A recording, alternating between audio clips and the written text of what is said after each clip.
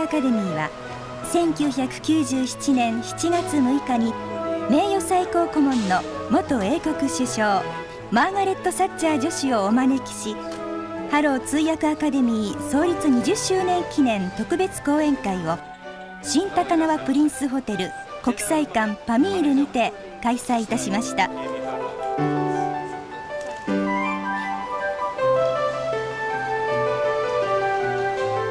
ハローは1992年以来ほぼ毎年サッチャー女史をイギリスよりお招きし講演会を行っており、今回で5回目の講演会開催となります。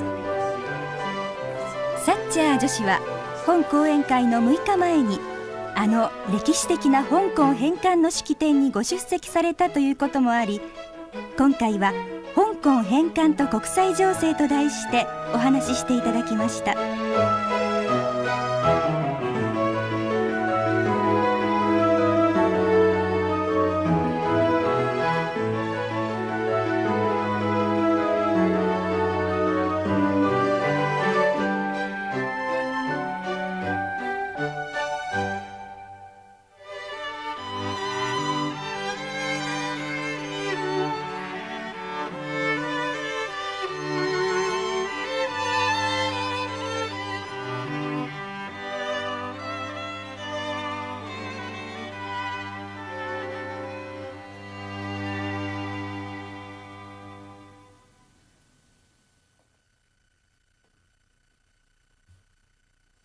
Good evening, ladies and gentlemen.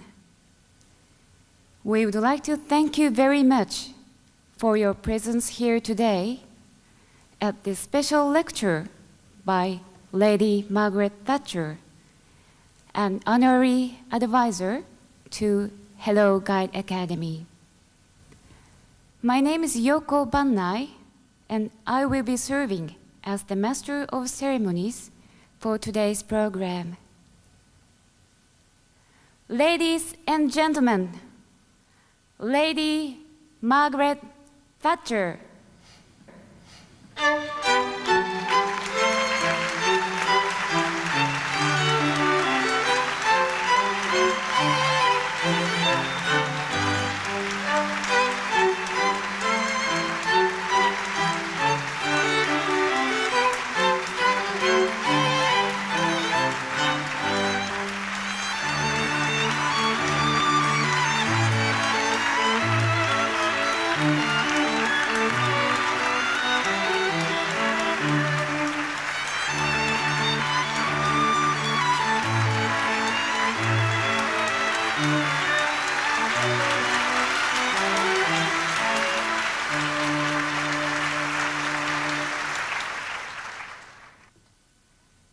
We would like to commence today's lecture program with a few words from Mr. Genichiro Ueyama, President of Hello Guide Academy.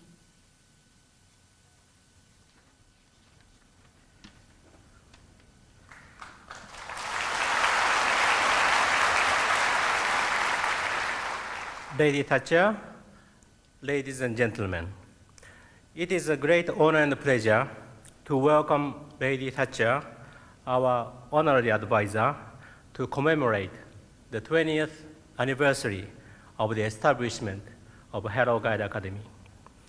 On behalf of the Academy, I would like to express our deepest gratitude to Lady Thatcher for her almost annual visits over the last 6 years. Her presence here is always greatly appreciated. Today, Lady Thatcher will speak to us about the reversion of Hong Kong and other world affairs. It is my sincere hope that this lecture will be of special value for all of you here today who have or will have leading roles in international and intercultural exchanges.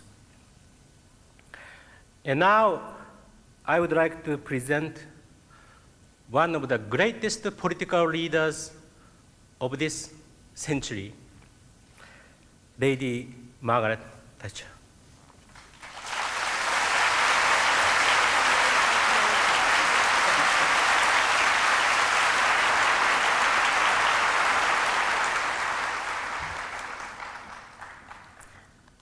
Mr. Ueyama, ladies and gentlemen, members of the Hello Academy. First, I would like to congratulate Mr. Ueyama and all of you most warmly on the 20th anniversary of this academy. It is a great achievement. I'm very much struck by the foresight that Mr. Ueyama must have had 20 years ago. Foresight to know that things would get so much more prosperous and that people would try to use that prosperity to travel, to get to know more about other peoples and other countries. And when they arrived in Japan, they would do best if they were taken round by a well-trained group of young people. And of course, people always judge a country by their first contacts.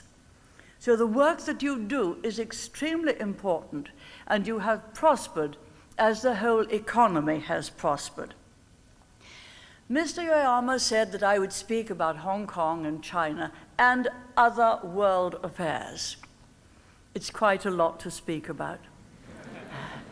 But I am struck first, having at the time of 1977, when you started, I was leader of the opposition in my country, and 2 years later, I was Prime Minister, a role which I much preferred to being leader of the opposition. But I first came to Tokyo and also went to China in the year in which your academy was born. To Tokyo because your country, was the only democracy in this part of the world and was carrying the flag for democracy for quite a long time.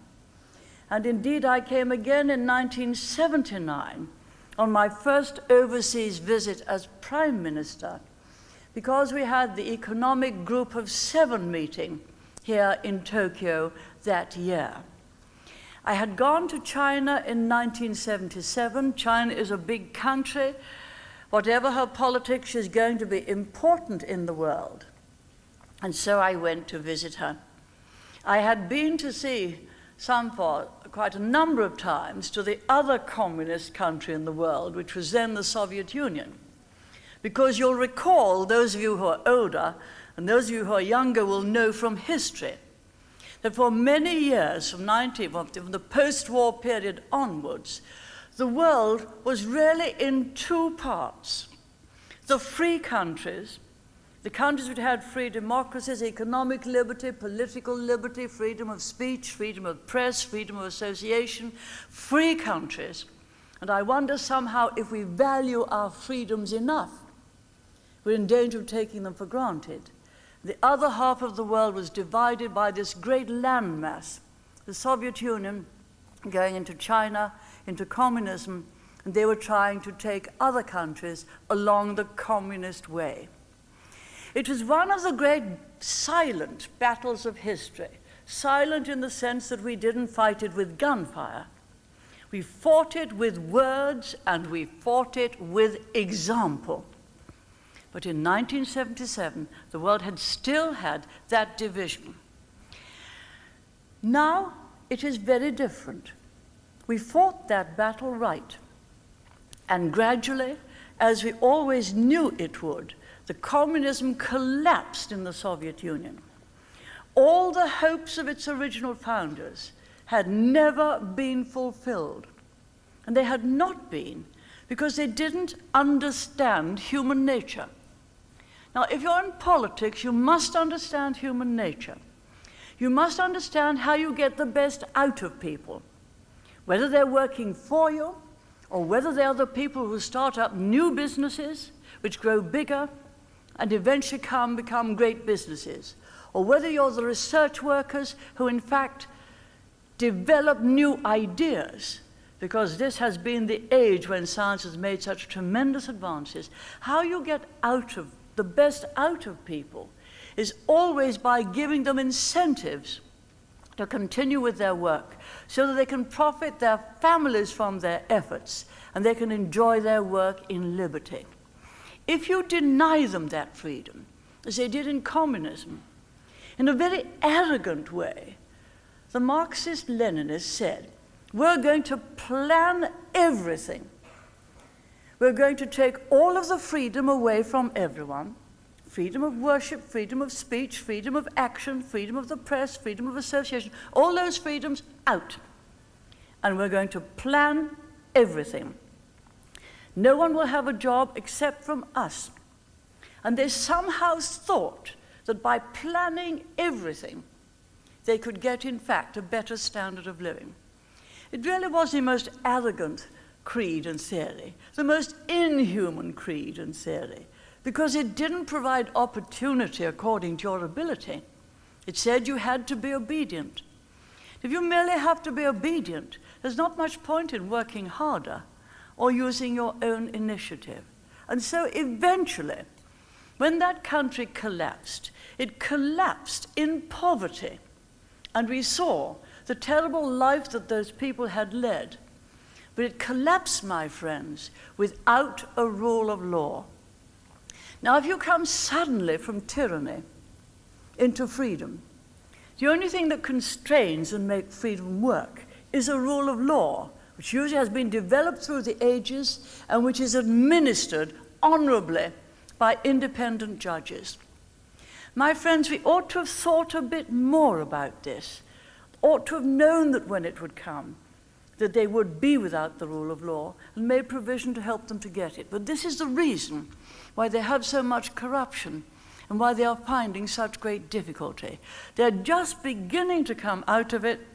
I knew Mr. Gorbachev, who was instrumental in bringing this collapse about, and Mr. Yeltsin. And we most earnestly hope that their economic position will improve and that the people will begin to have a better standard of living. Now, can I just put to you a saying which was said by a Chinese person who spent a long time in Britain. He took refuge in Britain in the year 1911 when because he was not allowed any freedom in China. China's always been a tyranny. And he stayed with us until 1923, when he came back to China. And when after he'd been back some time, he said this: how is it that the Western countries, he didn't mean those only in the West, the free countries, the democratic countries, can have created such prosperity for their people, but China, with 4,000 years of history, has not been able to do it? Now, this is a really interesting question. We now know the answer. You can see it, for example, by comparing Hong Kong with mainland China. Hong Kong, a British colony, we acquired it in part in 1842, not in a very reputable way. I'm afraid we acquired it to continue the opium trade. We're not very proud of that. Indeed, we're rather ashamed of it. But most countries have something in their history which they're rather ashamed of. And we were taking opium from India to China. And then eventually we acquired a much bigger part of the land, about 92% of Hong Kong, in a lease negotiated with China freely. They would not let us have any more land freehold. They said you can only have a 99-year lease. And from the date we acquired that lease, the fate of Hong Kong today was sealed, because our title to the land ended on the 30th of June, just past. And so the prosperity we'd built up and the people had to return to belonging to mainland China. But you take this as a wonderful example of history, of economics, of human nature. When we came after the war, 1945, I came back to Hong Kong. There were only 600,000 people there. They were in a pretty poor state, and we had to start again. We started with our way of life, freedom under a rule of law, free enterprise, freedom of speech, and so on. Gradually, more and more, mainly Chinese people, came over. They came across the border, and now 6.5 million. We had to close the border. We just couldn't take any more, and sometimes, alas, we had to send people back. But the point I wish to make is this. How is it that Chinese in mainland China, big China, is poor, while Chinese in Hong Kong are rich? The same people.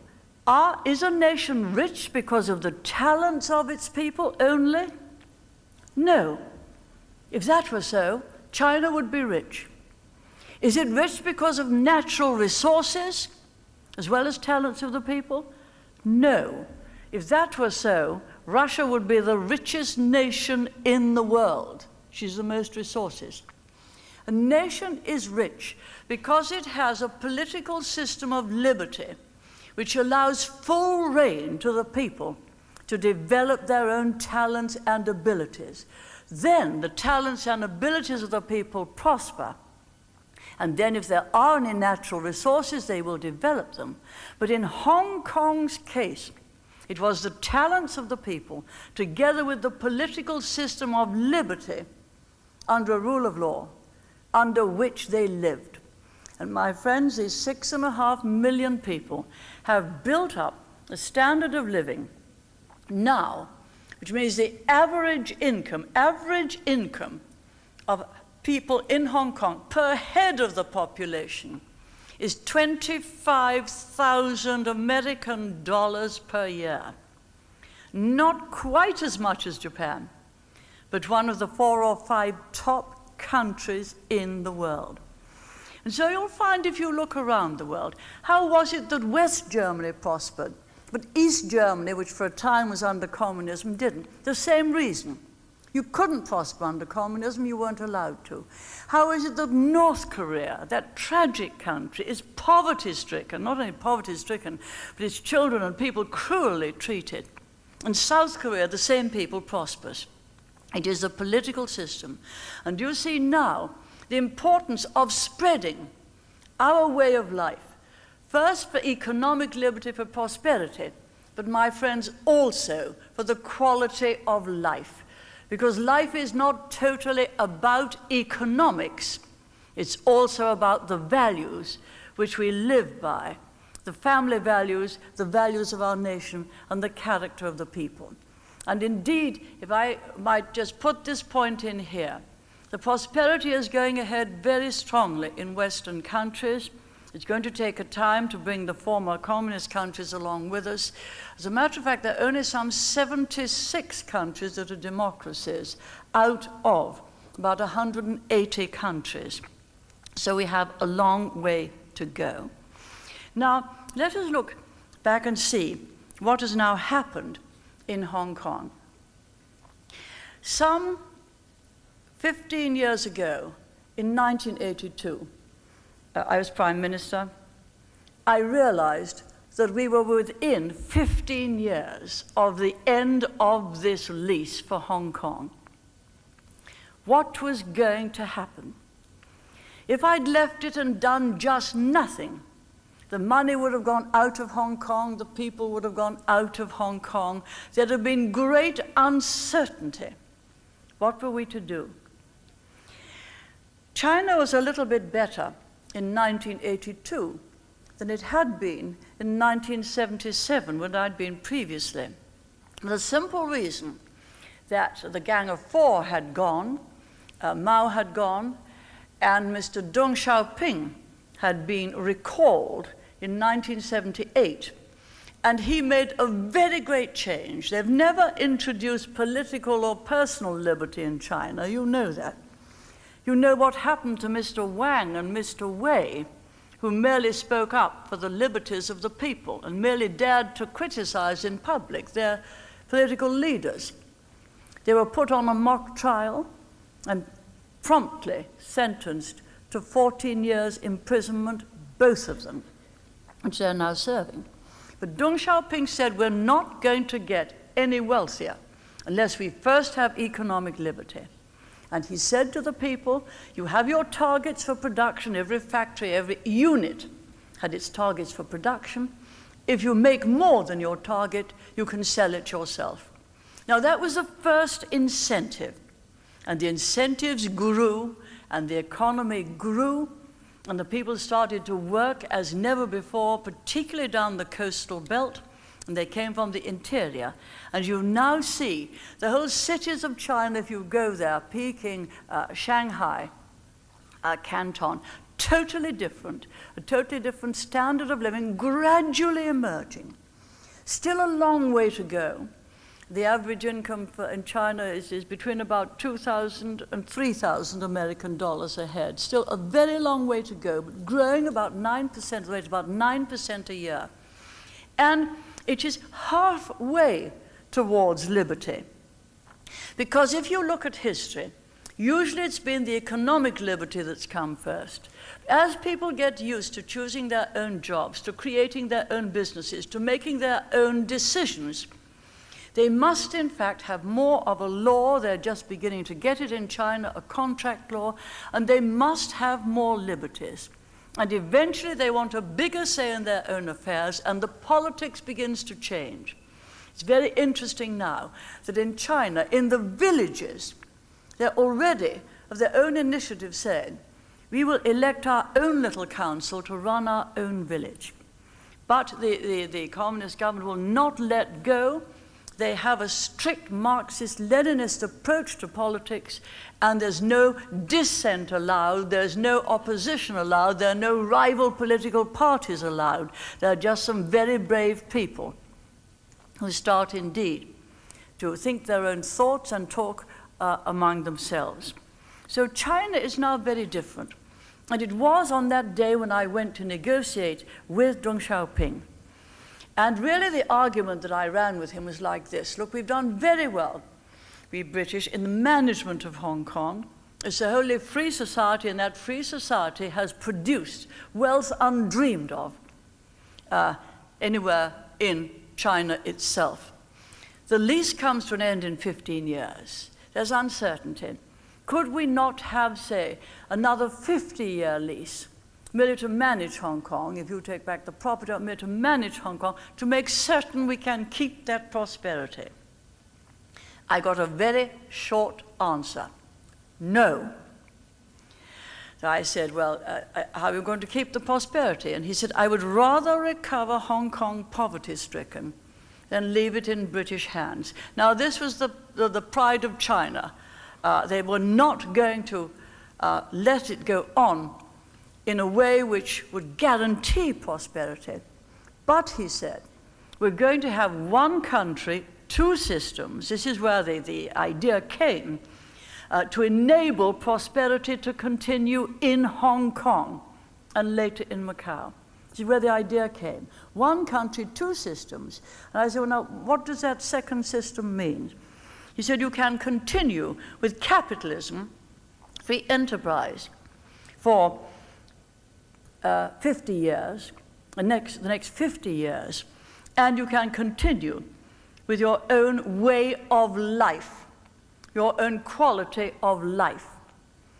And I discussed how we would deal with it, and from that day, we came away and appointed committees, and it took 2 years to negotiate how to put that general promise into practice. We like to get on with things. You like to get on with things. We're business people. And after 6 months, very little had happened. And I was getting deeply concerned.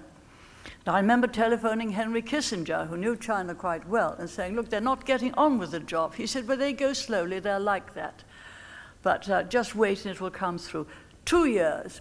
And we got a basic declaration, a joint declaration, which should guarantee all the fundamental freedoms, including the Legislative Council, the freedom of speech, freedom of action, etc. And also, we had a basic law which would govern that in detail. Now, And what has happened since? I went back to Hong Kong. They were bitterly disappointed, but one had not many negotiating cards in one's hand. The lease was coming to an end, and my purpose, therefore, as the colonial ruler, was in fact to see we could guarantee their way of life as far as possible, get it down in writing so that the world could monitor the agreement. The world knows Hong Kong. The world visits Hong Kong. The world trades with Hong Kong. Hong Kong trades with the world. It is the most remarkable economic and quality of life miracle in this century. And that was our purpose, and that, I believe, we achieved. Now, as we came up to the handover, and some people say, why is it the handover? Why isn't it the hand back? It's the handover. I can't tell you how difficult it is for me to do it, because I have dealt with communist countries for a long time. And sometimes you find that the words of an agreement mean different things to them from what they mean to us. Their interpretation is different. But as the end came up, we had to make arrangements to hand it over, and we had a very good governor.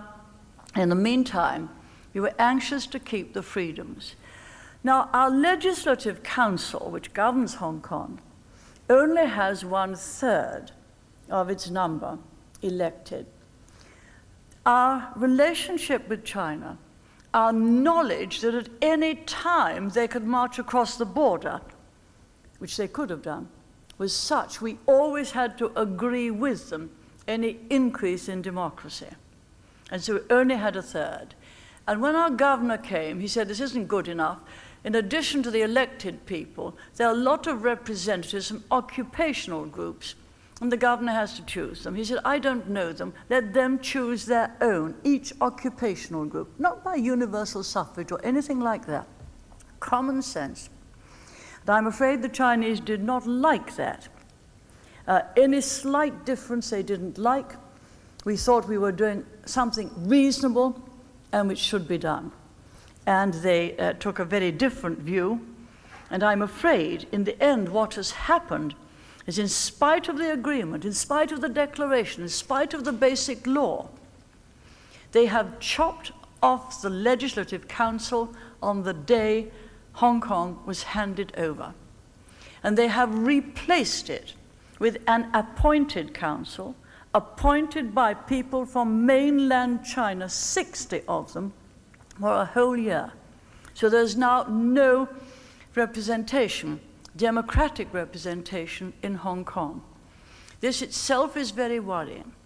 They also, as I indicated, somehow take a different view of fundamental rights from us, and our Bill of Rights, which is vital, the freedoms of our people, has, I'm afraid, been modified, and the freedoms are not going to be fully as they were.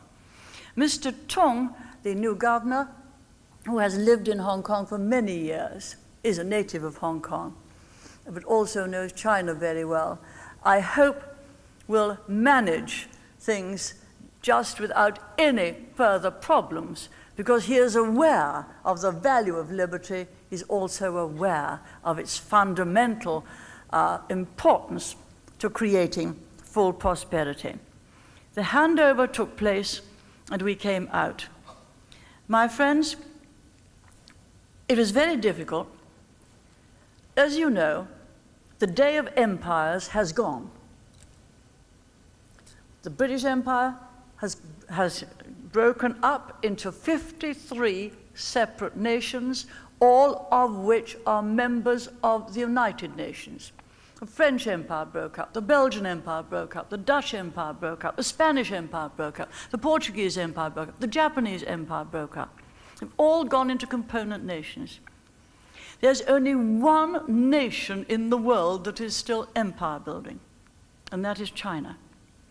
Now, but for that lease, Hong Kong would have been the 54th independent country, long ago, taking her place in the United Nations. But we couldn't because of the lease. And Hong Kong is the only country over which we had sovereignty for a time the only country which, when we gave it up, did not go to full independence and had not got, when it went, full democracy. And the tragedy for us is that Hong Kong now is handed over with less democracy than it had, and to a country not known for its liberty or independence. I myself believe that Hong Kong will have a fantastic influence on China. It's not China so much, it will have the influence on Hong Kong. But as people come over regularly from China into Hong Kong, see the way of life which has been built, I believe they will want it, and I believe they're asking for it from the villages upwards themselves. So it is my hope, one day, in a few years, if I still come and address you, we might then be celebrating a very much freer China, which would be wonderful for this part of the world and for all the people of China. My friends, an exciting life lies ahead of you. Let us be thankful we're part of the democracies of the world, and let us try by all peaceful means that we can to extend these great benefits to nations that have never known them. Thank you so much.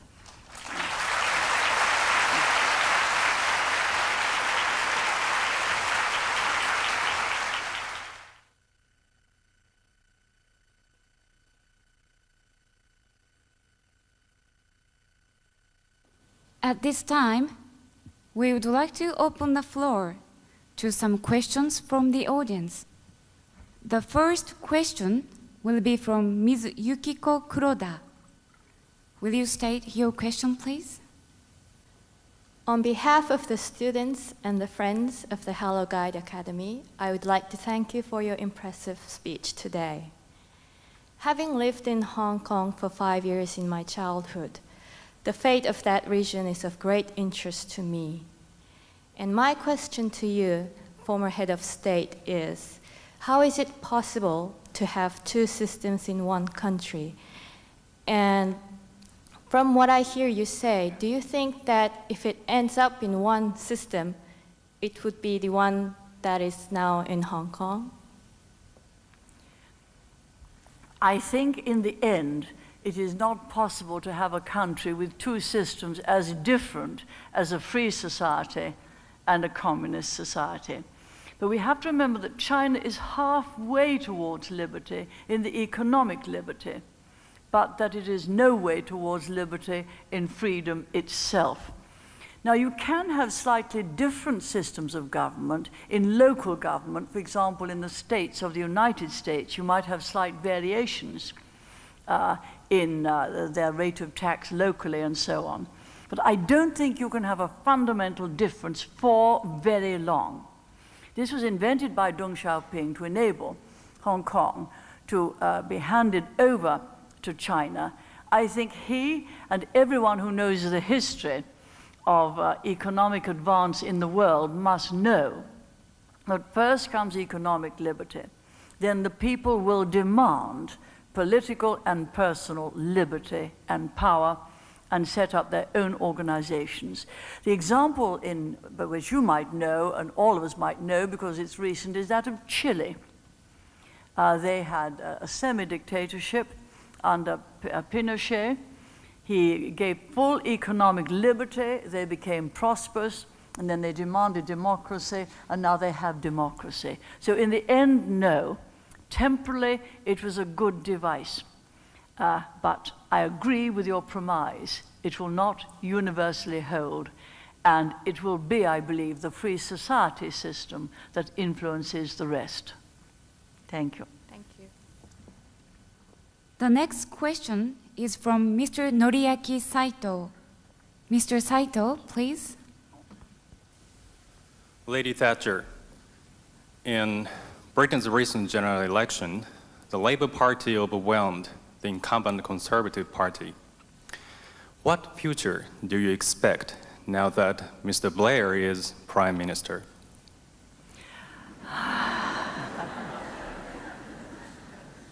You're relying on me to be very candid, aren't you?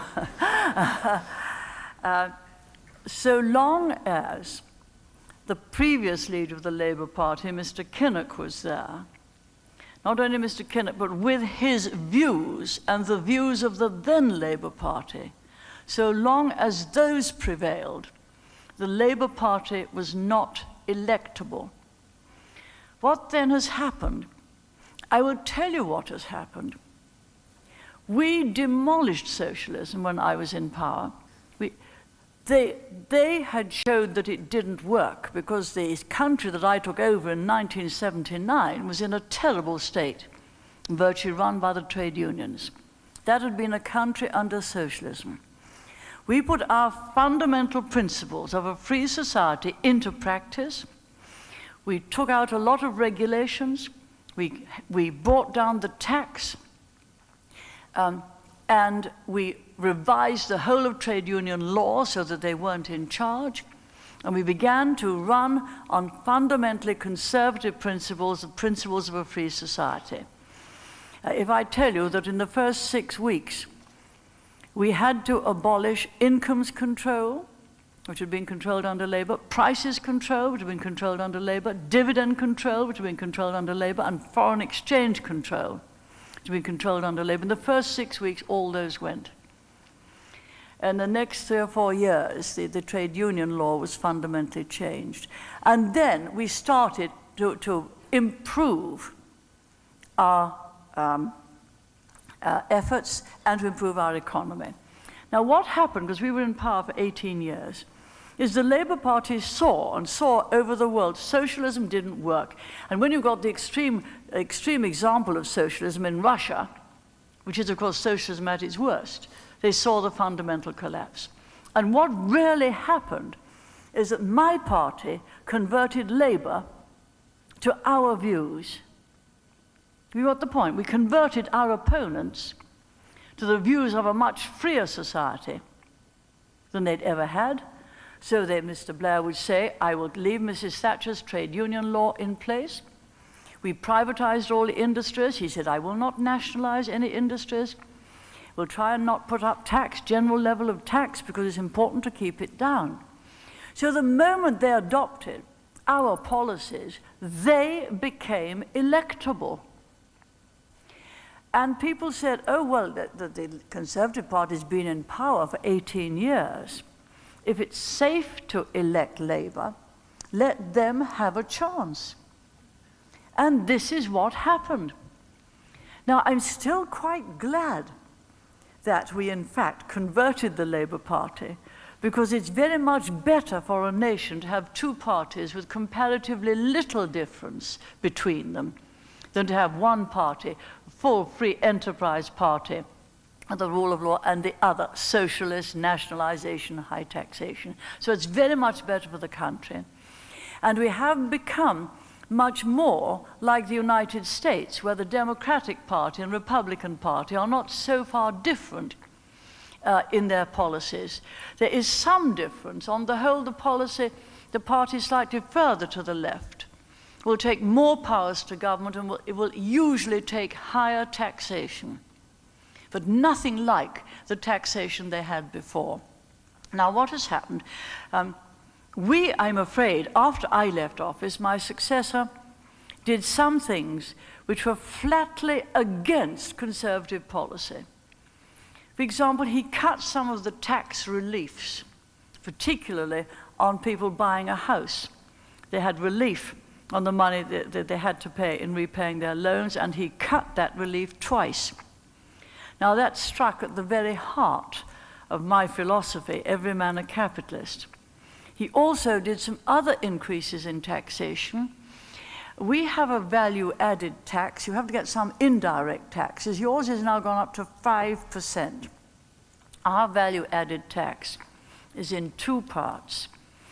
I never had a value-added tax on necessities of any kind. So there was none on food, there was none on household fuel, there was none on transport, there was on cars, but on public transport there was none on housing rents or anything like that. There was none on children's clothes.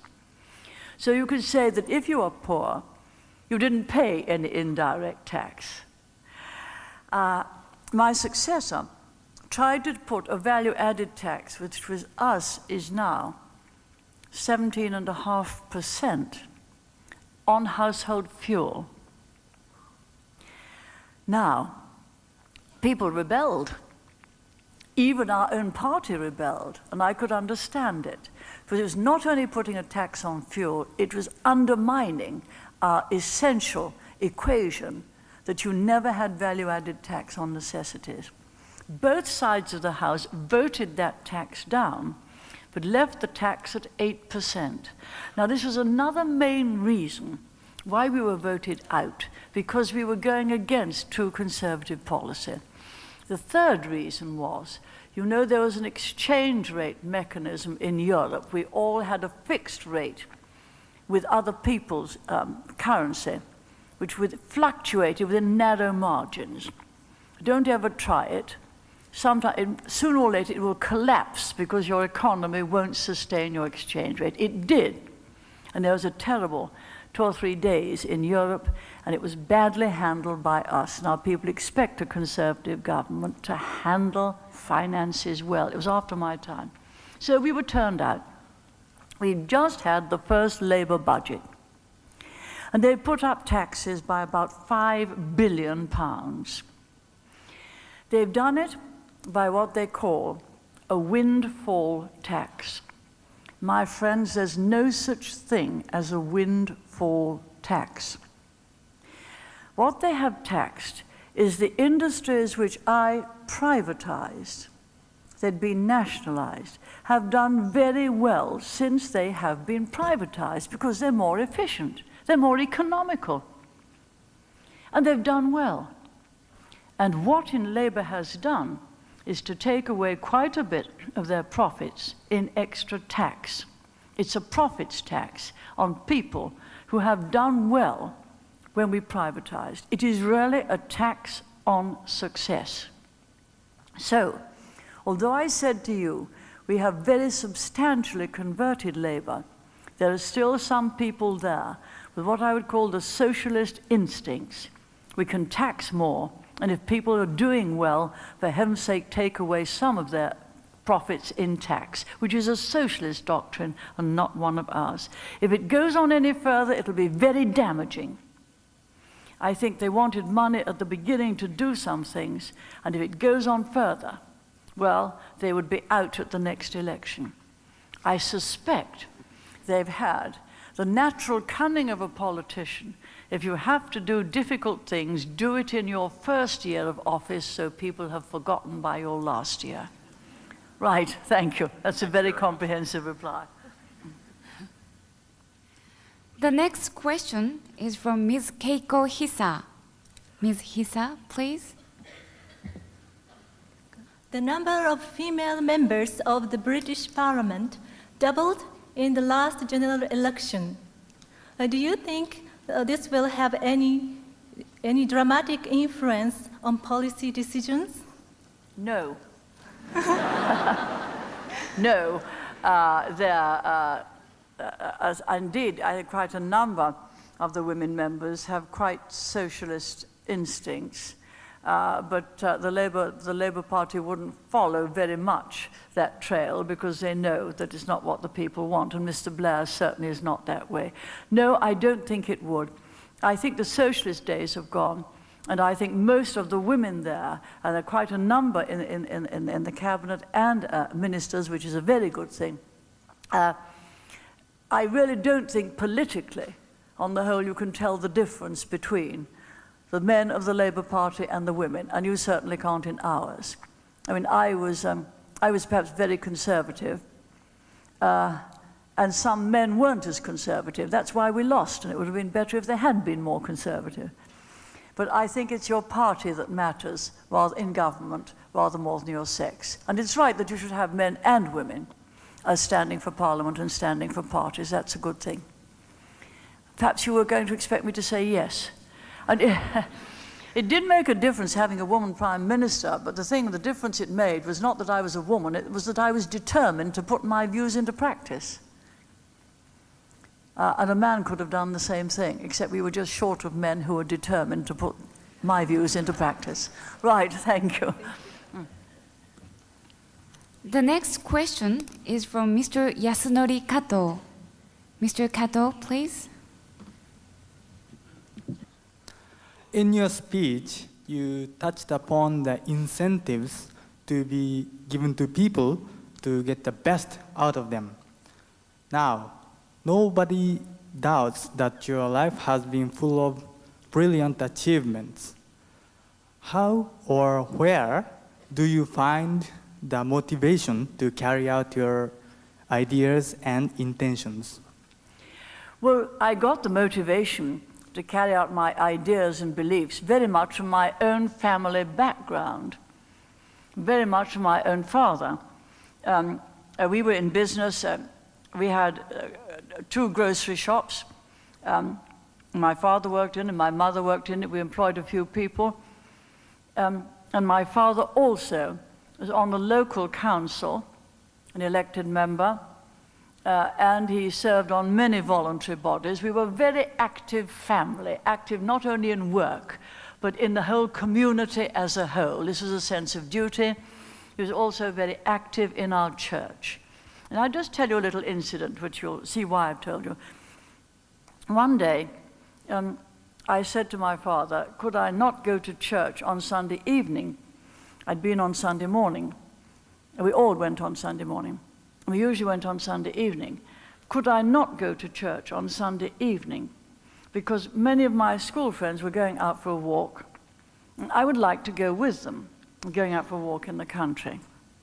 And my father said, never do something just because other people are doing it. Never follow the crowd. Always decide on your own principles and try to persuade the crowd to follow you. So, this was very tough, but I went to church. But he got the main point. Never follow the crowd, but make up your mind on fundamental principles. And in our family, we discussed fundamental principles. We discussed the politics of the day. There was no such thing as television. There was radio. Radio often was a higher quality of broadcasting than television is. And you did get very good discussions, and we talked about it in my home. I was a natural debater, and we talked about it from fundamental principles. It was the time of Nazism in Germany, and each of us at my school had to have a pen friend in a different language. I had a French pen friend and had to write in French, and my sister had an Austrian pen friend and had to write some in German. And one day, my father had a letter from the father of my sister's pen, the Austrian father of my sister's pen friend, that they were Jewish and they were being very terribly dealt with after the Nazis had come in, tried, as you know, to extinguish the Jews. And if that father could get his daughter over to our country, could we take her until they could make arrangements to live with some distant relatives overseas? And this brought into our very small household some of the terrible tyrannies of our time. Now, all of this was part of my upbringing. But everything went back to fundamental principles. And I say this to young politicians. You must sort out your convictions, your political convictions. There are only 2 ways of running a country. One is that the task of government is to create a framework of law within which enterprise can flourish, and which is reasonable on taxation, and which gives incentives to effort. That framework, that law. It is not for government to take all the powers of the people and to give powers back to the people piecemeal. And so, we put all my convictions into practice, and it worked. But background, your home background, matters tremendously. And I'm eternally grateful to my father and mother for the quite stern upbringing that I had. It's the best possible thing, because it stays with you for life. And in those days, parents did discuss things with children. There isn't perhaps enough discussion now at home. Thank you for your question. Thank you very much. The next question, Hiromi Shinozaki, Ms. Shinozaki, please. When you became Prime Minister in 1979, Britain was suffering from recession and a large financial deficit. But during your tenure, the economy recovered. Now, Japan suffers from a similar problem. What suggestions would you offer the Japanese government regarding the economy? Well, now, the reasons for the problems are different. In our case, we'd had full-blown socialism, as I told you, very high taxation, very high regulation, and most main industries nationalized. So my task was to turn it into a free society and get the taxation and the finances right. Now, the trouble with Japan's problem really goes back to the time when you let money supply rip. If you have far too big a money supply, it gets out of step with your production, money will go somewhere. The inflated money supply will go somewhere. In your case, it went to rapidly increasing property prices. And what happened was that people saw property going up. They went and got more loans from their banks. And to my amazement, the banks gave them, which they should not have done above a certain limit. And your property prices went up like this. People saw them going up and went and got more loans, and they went up. And your property prices and your stock market went up to 38,000, purely by a full inflationary bubble of money which should never have been artificially created. It's going to take a time to get that down. It's left your banks with a very great problem, because they've got loans secured on properties which are valued at far higher than the present rate they'd fetch on the market. You won't get out of that quickly, but you'll never do that inflationary bubble again. We had a little one during my time. This is when I suddenly saw what the Treasury was doing. As a Prime Minister, you have to keep a stern eye on your Treasury. And I suddenly looked at some of the figures, and they were creating too much money in the market. You know, you do it by buying up foreign exchange. And we very soon stopped that, but it meant that my inflation got up to 9%. But we stopped it, and we shall never have that again. Yours was much more damaging. But you do have to wait until this is worked through. Now, friends of Japan are absolutely delighted to see that the economy is improving. But you will have to get it sound again. But we're delighted to see that your exports are back and you're doing well with them. We most earnestly hope that that will gradually improve, and just learn from that lesson. But until your values come up again, your stock market will gradually come up again, and your banks will get out of their difficulties. So it's different, but you'll cope, and you're beginning to cope. A touch of Thatcherism would have done a power of good 10 or so years ago. All right? Thank you. Thank you very much. The last question is from Ms. Yumiko Hagihara. Ms. Hagihara, please. If you were stranded on a deserted island with 3 books and 3 records, what would be your choices? Well, if I was stranded, I'd be there for a long time. So you gave me a little bit of notice of this, and this is what I've worked out. In music, I would like to take a record of that lovely song of Andrew Lloyd Webber's, Memory. Do you know the song Memory from Cats? It's one of the most lovely melodies. Yes. And I never tired of it. I'd also like to take a whole tape of the music from My Fair Lady. It was the music when Bernard Shaw's Pygmalion. You know, I could have danced all night. And On the Street Where You Live, and I'm Getting Married in the Morning. You know, some of these songs. It's lovely. And really, then I must simply have a most marvelous classic. And for that, I'd choose Beethoven's Ninth Symphony, the Choral Symphony, which, as you know, ends in that marvelous ode to joy. And I think that would keep me happy for quite a time. And between listening to that, I would, of course, take the Bible.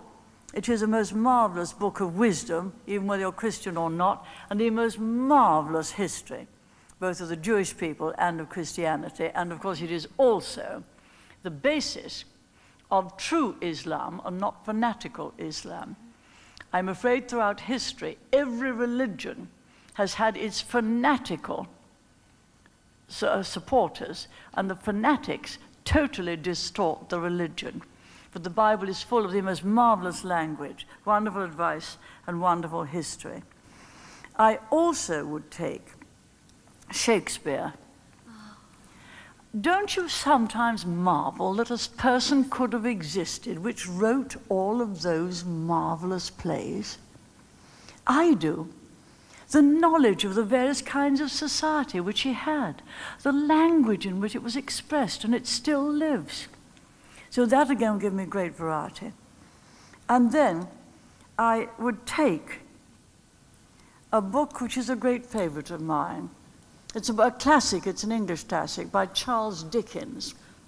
And it's a tale of two cities. It's a tale of London and Paris. It's a tale of the time when they had the terrible guillotine in France and were killing a lot of people. And it's the tale of a man who substituted himself for someone else because that someone else had been going to the guillotine, and the someone else, in fact, was the husband of a woman the man who went to the guillotine greatly loved. And it is the most marvelous tale of sacrifice, a tale of two cities. And it's all about human nature, really, and the great heights of heroism to which human nature can get, and also the depths to which government can get when it's surrounded by terrorists and the rabble.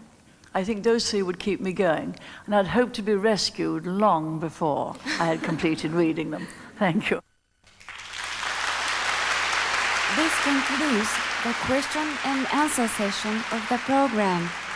Thank you very much.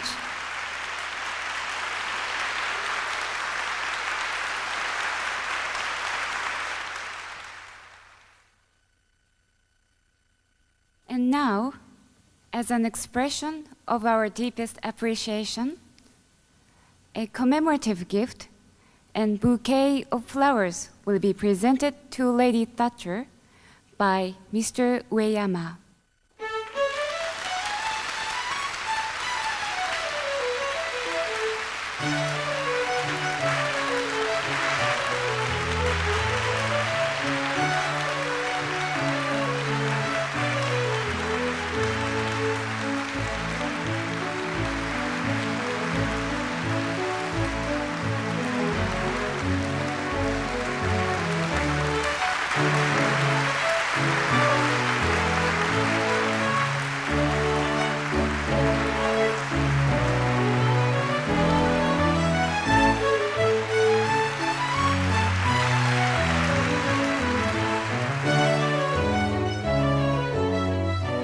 Next 20 years of the Hello Academy. Next 20 years. Campaign. And now, in return, I would like to propose to Lady Thatcher's health and further prosperity. 皆さん一緒にサッチャーさんの健康を祝しまして、乾杯！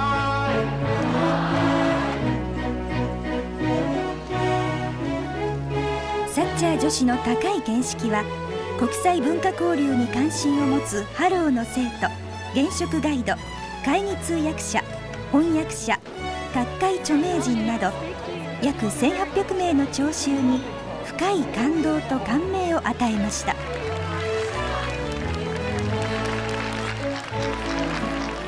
特に通訳ガイド国家試験を目指して日夜勉強に励むハローの生徒にとっては、女子の温かい励ましの言葉が何よりも大きな力となりました。